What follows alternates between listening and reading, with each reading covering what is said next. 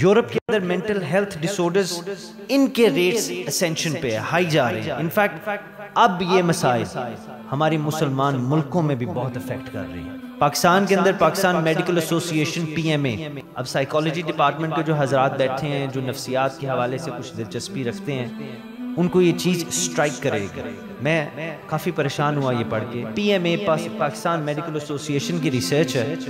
انہوں نے کہا کہ پاکستان کی 22 کروڑ عوام، اس میں سے رپورٹڈ کیسز، وہ کیسز نہیں، خاص طور پہ ہمارے اربن علاقوں، دیہاتوں میں، قصبوں میں جو یہ کیسز رپورٹ ہی نہیں ہوتے، انہوں نے کہا جی رپورٹڈ کیسز میں سے 40% 22 کروڑ پاکستانی عوام ڈپریشن کسی نہ کسی حوالے سے ڈپریشن کا شکار ہے. یہ ان کی ریسرچ. انہوں نے کہا 40% of 22 crore people are depressed. یہ ہے کیا؟ Depression is to do with hopelessness. نا امیدی ہوتی ہے.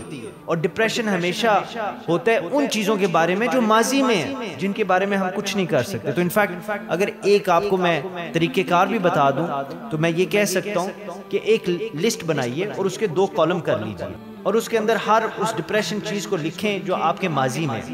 ایک کالم کا آپ ٹائٹل رکھیں وہ چیزیں جن کو آپ چینج کر سکتے ہیں. ایک سائڈ پہ ٹائٹل رکھیں وہ چیزیں جو آپ چینج نہیں کر سکتے. اور ڈپریشن کی یہ جو تعریف میں آپ کو دے رہا ہوں، اگر آپ سمجھ جائیں کہ یہ ان چیزوں کے بارے میں جو ماضی میں ہیں، ان کے بارے میں بندہ ڈپریس ہوتا ہے.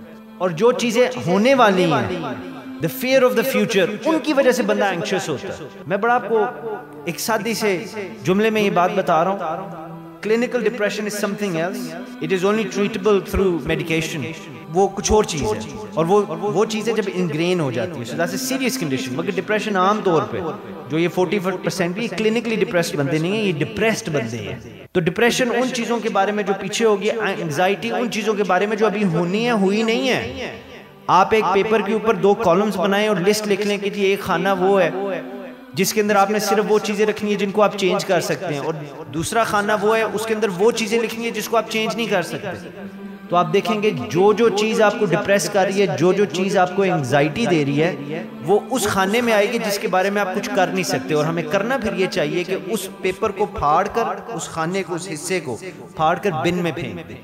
And don't think about it. اور اسلام کے حوالے سے میں آگے سے یہ گفتگو کروں گا، آپ کو بتاؤں گا کہ اسلام میں تو نہ ڈپریشن کی جگہ نہ انگزائٹی کی جگہ، کیونکہ جو چیزیں ماضی میں ہوگی جن کے بارے میں ہم ڈپریس ہوتے ہیں، ان کے حوالے سے ہم اللہ کی رحمت کی امید رکھتے ہیں کہ میرے سے اگر غلطیاں ہو گئی ہیں، میرے سے یہ چیز نہیں ہونی چاہیے تھی، وغیرہ وغیرہ وغیرہ، لمبی لسٹ ہوتی ہے.